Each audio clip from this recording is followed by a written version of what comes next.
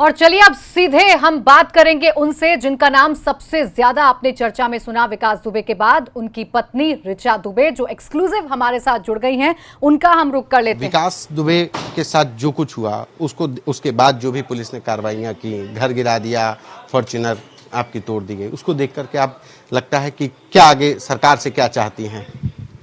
जो न्यायपालिका जो भी निर्णय लेगी मैं उसके साथ हूँ, और जो जैसा मतलब न्याय मेरे लिए करेगी मैं उसके साथ हूँ। बस मुझको सरकार से हाथ जोड़ के ये निवेदन है कि इस कृत्य में मैं और मेरे बच्चे नहीं थे, इसलिए हम लोगों को क्षमा किया जाए। मैं हर उस इंसान से माफ़ी मांगना चाहती हूँ कि जिस मेरे पति के कारण जिसका घर बर्बाद हुआ, चाहे वो पुलिस वाले हों, चाहे मेरे गांव वाले हों, किसी भी हों, सबसे मेरी हाथ जोड़ के ये प्रार्थना है कि हम लोगों को माफ़ किया जाए।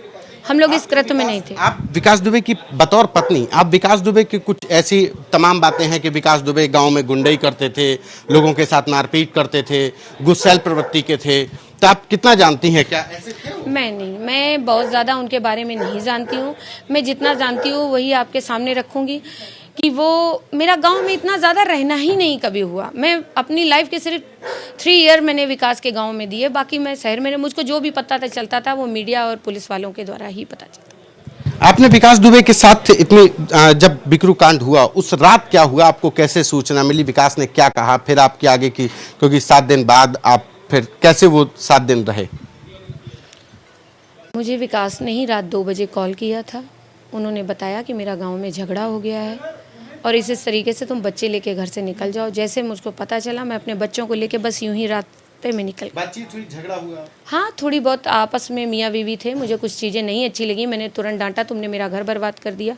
उन्होंने उधर से मुझे थोड़ी सी गाली गलौज और बदतमीजियाँ करी।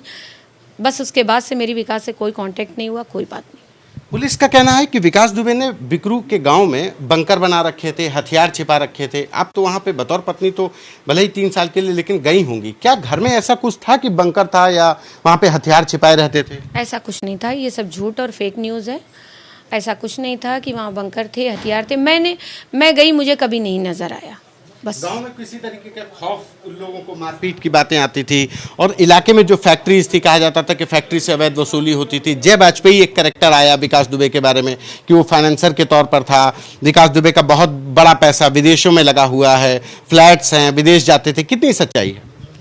नहीं, ये सब बातें तो मैं एक हाउसवाइफ थी और आज भी मैं ये कहूँगी मैं हाउसवाइफ हूँ। मुझे नहीं कुछ पता। विकास के अपने आने जाने का रिश्ता था और क्या दोस्ती थी मैं नहीं जानती। जिला पंचायत में एक बार मुझे मिला था, बस, बहुत ज्यादा नहीं। विदेश की बात हो रही थी कि विदेश में भी पैसा लगा हुआ है।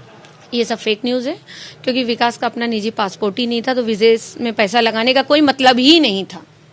आखिरी सवाल, आपने तो अपनी मर्जी से शादी की थी, लेकिन ऐसी क्या वजह थी कि विकास दुबे से आपको यहाँ पर आप अलग रह रही थी? उनके स्वभाव की वजह से आपकी मतलब नहीं पटी, या उनके जो जराइम के लिए वो जुड़े हुए थे उसकी वजह से आपको अवरोध होता था? क्या झगड़े की वजह होती थी? ऐसा नहीं है मैं उनको अपराध के लिए भी रोकती थी, मैं लड़ाई झगड़े के लिए भी रोकती थी, उसका खामियाजा मैं भुगतती थी। मगर मेरा आने का यहाँ सिर्फ एक कॉन्सेप्ट था कि मुझे अपने बच्चों को पढ़ा के काबिल बनाना था, जिसको मैंने 50% क्लियर कर दिया। अब ईश्वर मेरा साथ दे, सरकार मेरा साथ दे, समाज मेरा साथ दे और मैं अपने बच्चों को जो काबिल बनाना चाहती थी वो बना लूं। आपको अफसोस है जो कुछ हुआ बिकरू में आपके पति के साथ? मुझे हर उस इंसान के साथ अफसोस है। विकरू में जो हुआ, जो पुलिस वालों की औरतों के साथ हुआ, किसी के भी साथ हुआ, ये कृत्य नहीं होना चाहिए था। इसके लिए मैं सबसे हाथ जोड़ के क्षमा मांगती हूँ, कल से बराबर मांग रही हूँ और हो सकेगा तो जिंदगी भर इस बात के लिए मैं क्षमा मांगूंगी। विकास दुबे के एनकाउंटर पे सवाल खड़ा, वो मुझे अपनी न्यायपालिका में, मैंने पहले भी कहा, अभी भी कहूंगी और कहती ही रहूंगी कि मुझे अपनी न्यायपालिका पे, अपने सरकार पे, अपने समाज पे, सब पे भरोसा है। जो वो न्याय करेंगे वो मेरे लिए सर्वप्रिय होगा। ये थी हमारे साथ ऋचा दुबे, जिन्होंने कहा कि जो कुछ न्यायपालिका तय करेगी वो उनके सर्वमान्य होगा, शिरोधार्य होगा। और साथ ही ऋचा ने उन तमाम परिवारों से माफी मांगी है जो विकास दुबे, उनके पति की वजह से जो परिवार उजड़ गए हैं, उनसे कह रही हैं कि हम ता जिंदगी उनसे माफी मांगते रहेंगे, हम उनसे मनुहार करते रहेंगे कि वो माफ कर दें। कैमरा पर्सन पंकज निगम के साथ। तो ये ऋचा दुबे का बयान है। कह रही है कि मैं गांव में सिर्फ 3 साल रही, फिर मैं लखनऊ आ गई। मैं और मेरे बच्चे इस कांड में शामिल नहीं थे। मुझे न्यायपालिका पर पूरी तरीके से भरोसा है, मुझे इंसाफ मिलेगा, मैं और मेरे बच्चों ने कुछ नहीं किया है, मुझे इसमें ना घसीटा जाए, ये ऋचा दुबे कह रही है। साथ ही साथ ऋचा दुबे माफी मांग रही है उन तमाम परिवारों से जिनको तकलीफ हुई है, जिनके अपने गए हैं विकास दुबे की वजह से। ये भी कहा ऋचा दुबे ने कि मैं अपराध ना करने के लिए कहा करती थी, मैं अपराध करने से रोका करती थी विकास दुबे को, लेकिन वो मेरी बात नहीं सुनता था, मेरे साथ मारपीट करता था, अभद्रता भी मेरे साथ करता था।